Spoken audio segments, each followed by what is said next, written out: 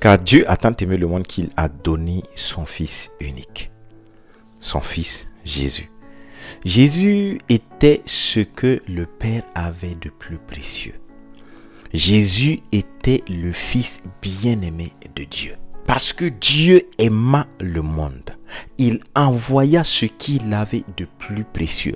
Il donna ce qu'il avait de plus précieux. Et ce plus précieux sera touché, abîmé, froissé sur la terre des hommes par amour pour toi et pour moi. Donc Dieu, dans son immensité, a renoncé à ce qu'il possédait de précieux afin que toi et moi, nous ayons le salut. Quand Dieu envoya son Fils, ce n'est pas pour ceux qui sont bien portants. Dieu a envoyé son Fils pour tout le monde, le méchant comme le bon. Dieu envoya son Fils pour tout le monde, les hommes comme les femmes. Dieu envoya son Fils pour tous ceux qui sont sur la terre, rendant le salut disponible pour quiconque croira, afin que cette personne ait maintenant la vie éternelle.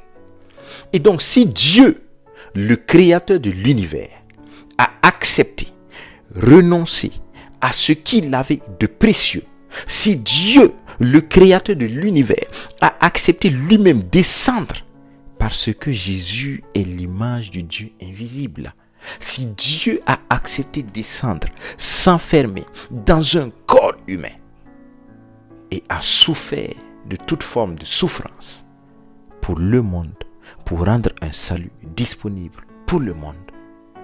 Et toi et moi, chrétiens, à quoi renonçons-nous pour le salut des âmes? À quoi est-ce que tu renonces, mon frère? À quoi est-ce que tu renonces, ma sœur? Comme Dieu a renoncé à sa gloire, se dépouillant de cette gloire, se dépouillant de cette divinité pour descendre sur la terre des hommes afin de rendre le salut disponible. Des fois, est-ce que nous sommes capables de renoncer à notre temps pour les frères et les sœurs? Est-ce que nous sommes capables de renoncer à notre confort pour les frères et les sœurs? Comme Paul pouvait le déclarer dans 1 Corinthiens, le chapitre 4, le verset 12, il dit, nous nous fatiguons à travailler de nos propres mains. Il dit, il n'y a pas de gloire. Nous sommes sur le champ missionnaire.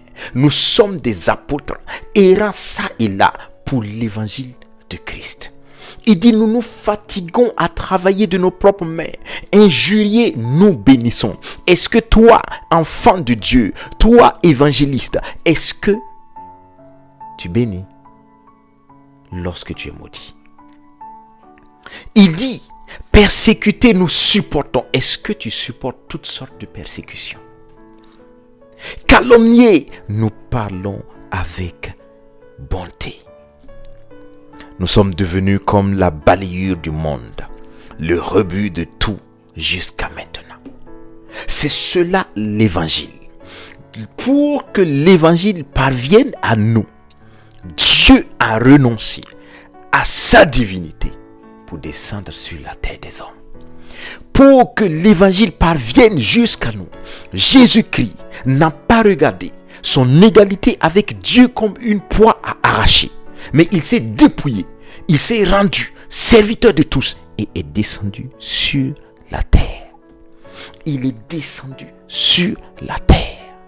Paul dit, nous sommes calomniés et nous bénissons en retour. Nous sommes injuriés, mais nous parlons avec douceur. Toi, chrétien, est-ce que c'est ce que tu fais? Est-ce que c'est ce que tu fais?